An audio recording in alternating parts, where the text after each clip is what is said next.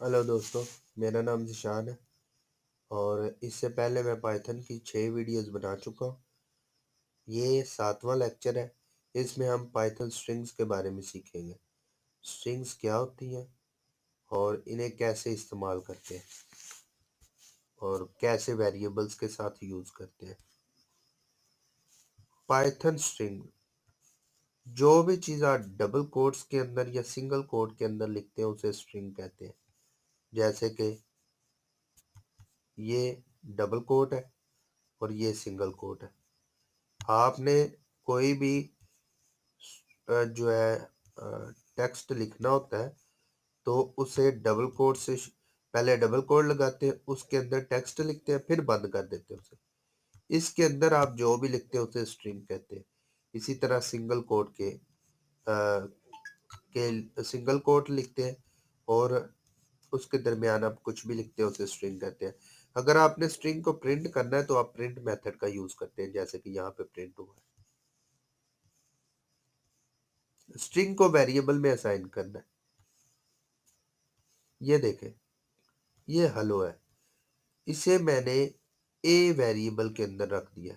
जिस जिस स्टूडेंट को वेरिएबल्स के बारे में नहीं पता, पिछले लेक्चर में मैंने इन डेप्थ बताया कि वेरिएबल्स क्या होते हैं। तो जिन्हें वेरिएबल्स के नहीं बारे में नहीं पता, वो ज़रूरी है पहले पिछले ट्यूटोरियल जाकर देखें। ये ए के अंदर मैंने हेलो रखवा दिया।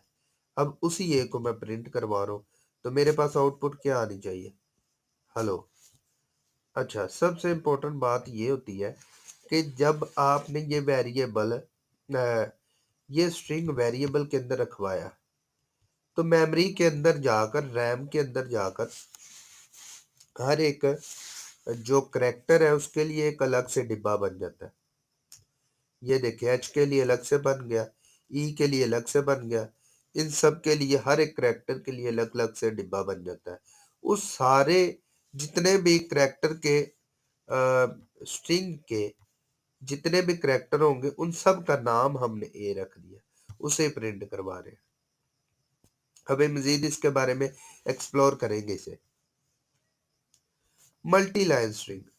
मल्टी लाइन स्ट्रिंग क्या होती है कि जब भी आपने एक वेरिएबल के अंदर ऐसी स्ट्रिंग स्टोर करनी है जिसमें बहुत ज्यादा टेक्स्ट है, जिसमें ज्यादा लाइन है, तो इसे मल्टी लाइन स्ट्रिंग कहते हैं।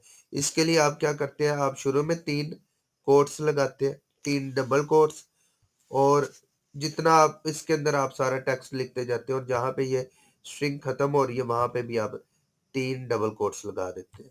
उसे ही आप प्रिंट करते हैं, तो ये आपके वेरिएबल में ये स्टोर हो गई है। इसी तरह से आप डबल कोट्स ना लिख के सिंगल कोट्स शुरू में 3 लगाते हैं और आखिर पे 3 लगाते हैं, और इसके अंदर आप टेक्स्ट लिख देते हैं और उसे वेरिएबल में स्टोर कर देते हैं। ये सारा सारा का सारा टेक्स्ट जो है ये वेरिएबल के अंदर स्टोर हो गया। अब उसे ही मैं प्रिंट कर रहा हूँ। अब आ जाते हैं स्ट्रिंग और अरेज। दूसरी लैंग्वेजेस की तरह जो है ना, स्ट्रिंग भी एक अरे की तरह ट्रीट की जाती है। इसका मतलब क्या है? इसका मतलब ये है, ये देखो, ये लिखा है हेलो वर्ल्ड और सेमीकोलन। मेमोरी के अंदर हर एक करेक्टर के लिए अलग से डिब्बा बन जाता है जिसके अंदर वो स्टोर होता है। जैसे कि एच के लिए एक डिब्बा बन गया, उसके अंदर एच स्टोर है। ई के लिए, एल के लिए, फिर एल के लिए 0। ये सब सब करेक्टर के लिए एक डिब्बा बन गया है, और उनका हर एक करेक्टर का अपना अपना नंबर भी है। ये देखें, 0, 1, 2, ये 0 से शुरू होते हैं और लास्ट तक जाते हैं। इस सब को जो है ना, इस सब का नाम ए रख दिया। ये ए में रखवाया ना ये, तो इस सारे सब का नाम हमने ए रख दिया। इसे ही कहते हैं अरे। अब मैं चाहता हूं ए के 0 वाले पार्ट में क्या पड़ा है। ए का 0 पार्ट, 0 वाला हिस्सा ये है, इसके नीचे एच पड़ा है, और मैंने देखा है अब मैंने प्रिंट किया ए का 1 वाला पार्ट। आपने ए के 1 वाले पार्ट को एक्सेस करना है तो आप ये ब्रैकेट्स डालते हैं, ये शुरू में ब्रैकेट डालते हैं और लास्ट में ब्रैकेट डालते हैं और उसके अंदर नंबर लिखते हैं। ये ऊपर वाले नंबर्स को इंडेक्सेस कहते हैं।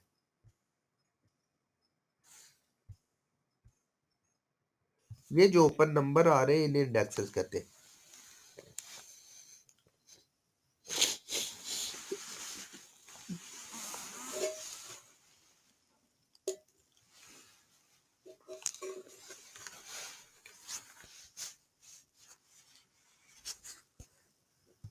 ये जो ऊपर नंबर आ रहे हैं इन्हें इंडेक्सेस कहते हैं।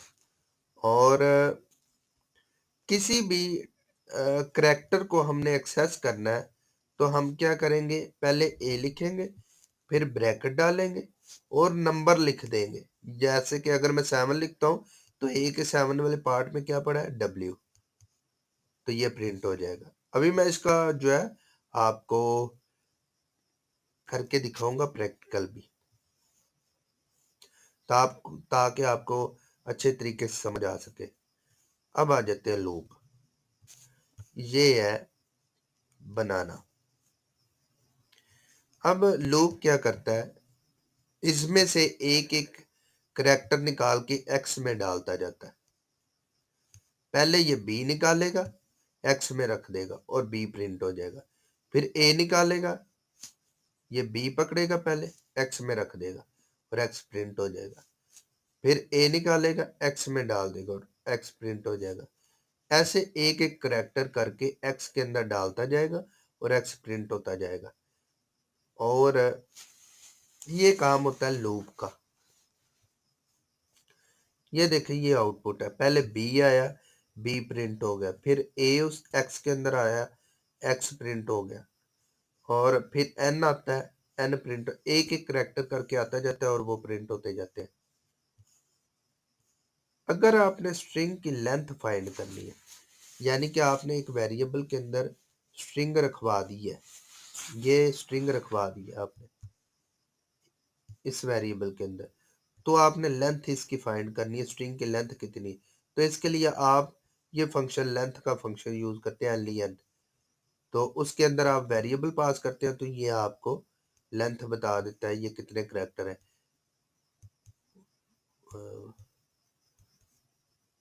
1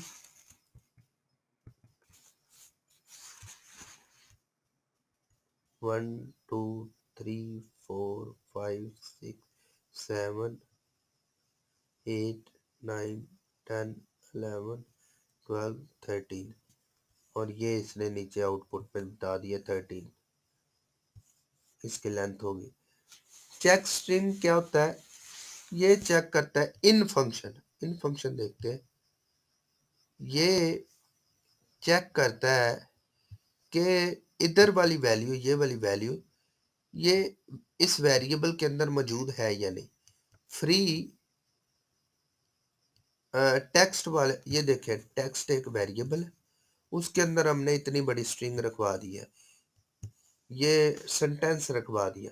अब ये चेक कर रहा है कि फ्री जो है टेक्स्ट वेरिएबल के अंदर मौजूद है कि नहीं, ये लास्ट पे मौजूद है। अगर तो ये इधर दिया हुआ करैक्टर या वर्ड इस वेरिएबल के अंदर मौजूद है तो ये ट्रू बताएगा, यानी कि ये सही है। अगर ये मौजूद इधर दिया हुआ वर्ड इसके अंदर मौजूद ना हो तो फिर ये फॉल्स फॉल्स देगा। इन कीवर्ड, इन कीवर्ड जो है वो बताता है कि इधर वाला जो वर्ड है वो इधर वेरिएबल में मौजूद है या नहीं। ये देख, ये फ्री इधर दिया था और यहाँ पे भी मौजूद है, इसलिए ये दोनों मैच कर गए और इसने ट्रू रिटर्न किया।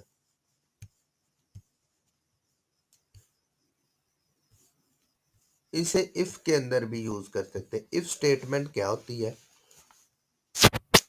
ये सारा का सारा टेक्स्ट लिखा है यहाँ पे और मैंने इतना, ये क्या रिटर्न करेगा, ट्रू।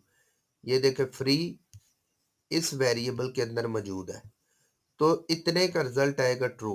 और इफ स्टेटमेंट क्या करती है, इफ स्टेटमेंट चेक करती है अगर ये सामने जो एक्सप्रेशन लिखा हुआ है ये जितना मैंने सेलेक्ट किया है, ये एक्सप्रेशन की अगर वैल्यू ट्रू है तो ये नीचे वाला रन होता है, नीचे वाला ब्लॉक। अगर इतने एक्सप्रेशन की, ये जो मैं सेलेक्ट कर रहा हूँ, इतने एक्सप्रेशन की वैल्यू ट्रू नहीं, यानी कि ये ट्रू नहीं आता, तो फिर ये इस ब्लॉक के अंदर नहीं आता, ये नीचे वाले हिस्से में नहीं आता।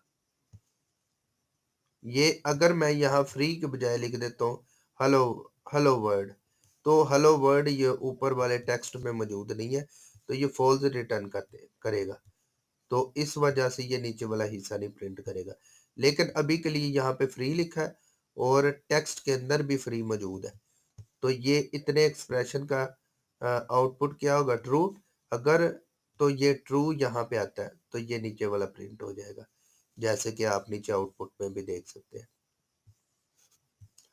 Check if not in, not in क्या करता है, वो नोट इन चेक करता है कि इधर जो लेफ्ट साइड पे वर्ड दिया है वो टेक्स्ट में मौजूद नहीं होना चाहिए। अगर तो नहीं मौजूद है तो फिर ये ट्रू रिटर्न करेगा। नोट इन क्या करता है कि लेफ्ट साइड पे जो वर्ड दिया है वो टेक्स्ट में मौजूद नहीं होना चाहिए। अगर तो होगा तो ये फॉल्स रिटर्न करेगा, अगर नहीं होगा तो ये ट्रू रिटर्न करेगा। ये देखें, एक्सपेंसिव जो है ये ऊपर टेक्स्ट वेरिएबल में मौजूद नहीं है, इसलिए ये ट्रू देगा। नॉट इन, यानी कि इसका मतलब बनेगा expensive not in text, expensive text के अंदर नहीं है, इसका मतलब ये बनेगा, इसलिए ये ट्रू रिटर्न करेगा। इसे आप इफ के साथ यूज कर सकते हैं कि अगर एक्सपेंसिव टेक्स्ट के अंदर ना मौजूद हो, अगर एक्सपेंसिव टेक्स्ट के अंदर नहीं मौजूद तो आपने ये प्रिंट करना। ठीक है, अभी मैं इसका आपको प्रैक्टिकल करके दिखा देता हूँ। मैं ये जाता हूँ अपने डेस्कटॉप पे और यहाँ पे इस फाइल को मैं यूज़ कर रहा था लास्ट टाइम। जो मेरे ट्यूटोरियल्स को फॉलो करते आ रहे हैं उन्हें पता है कि मैं इस फाइल को यूज़ कर रहा था पहले।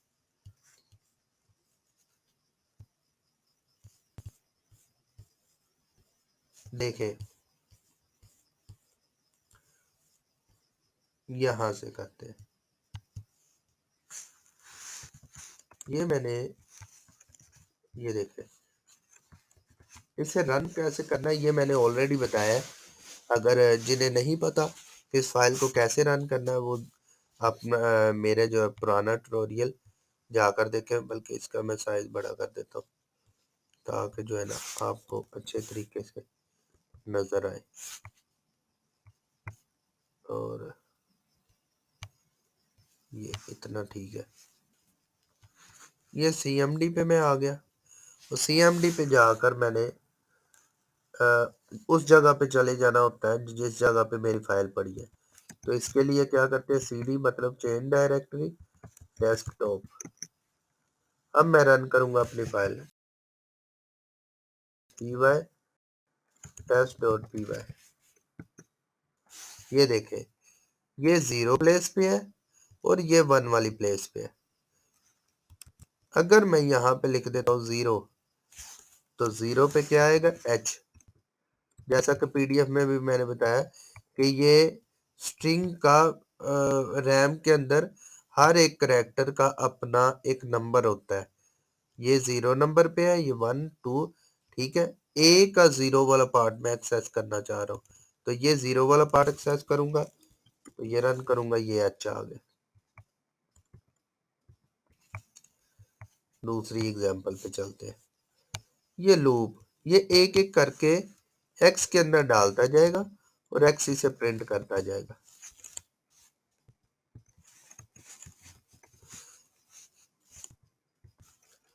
ये देखें, अगर आपने स्क्रीन को क्लियर करना है CLS लिखना है।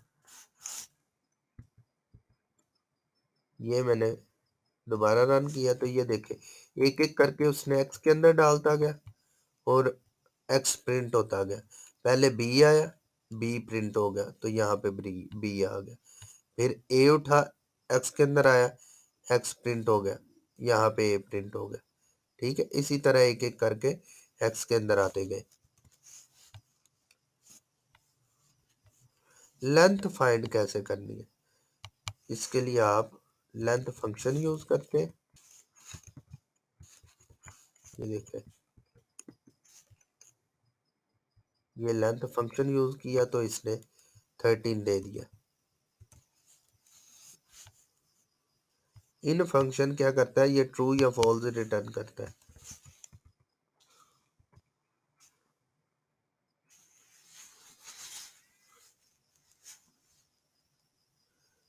हेलो,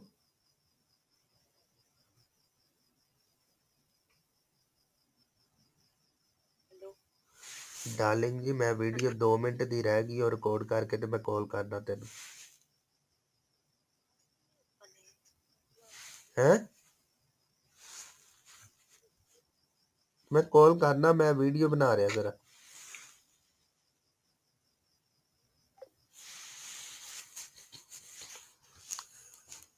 लेंथ फंक्शन जो है लेंथ फाइंड करता है। ये ऊपर जो स्ट्रिंग दी है, ये 0, ये 1 2 3 4 5 6 7 8 9 10 11 12 13 1 2 3 4 5 6 7 8 9 10 11 12 13।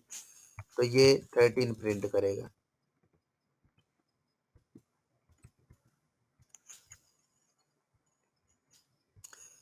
इफ स्टेटमेंट क्या करता है, इफ स्टेटमेंट चेक करेगा,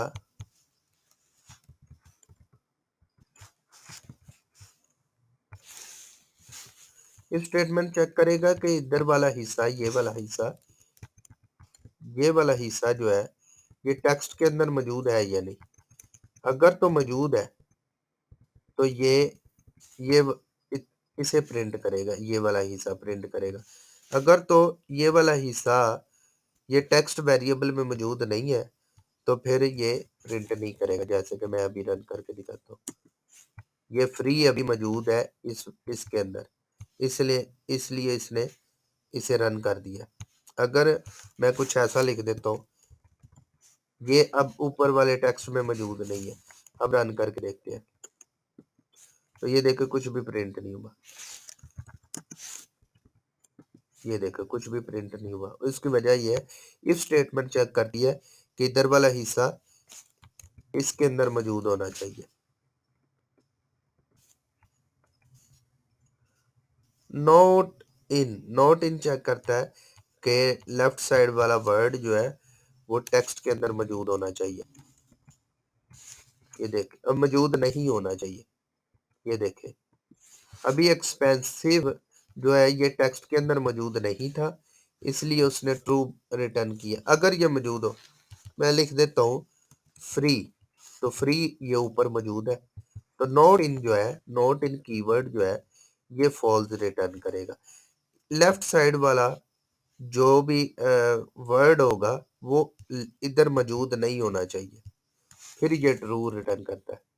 लेकिन अभी क्योंकि मौजूद है इसलिए इसने फॉल्स बताया है।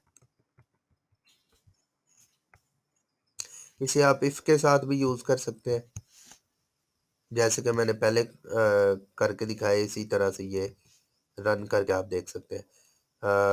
Thank you so much for watching my video. और अगर आपको मेरी वीडियोस पसंद आ रही है तो इसे शेयर करें, और मेरी मेरे चैनल को सब्सक्राइब करें, और मुझे सपोर्ट करें पूरी पूरी वीडियोस देख के, ताकि मैं इसी तरह से आपके लिए अच्छी अच्छी वीडियोस बनाता रहूं। Thank you so much.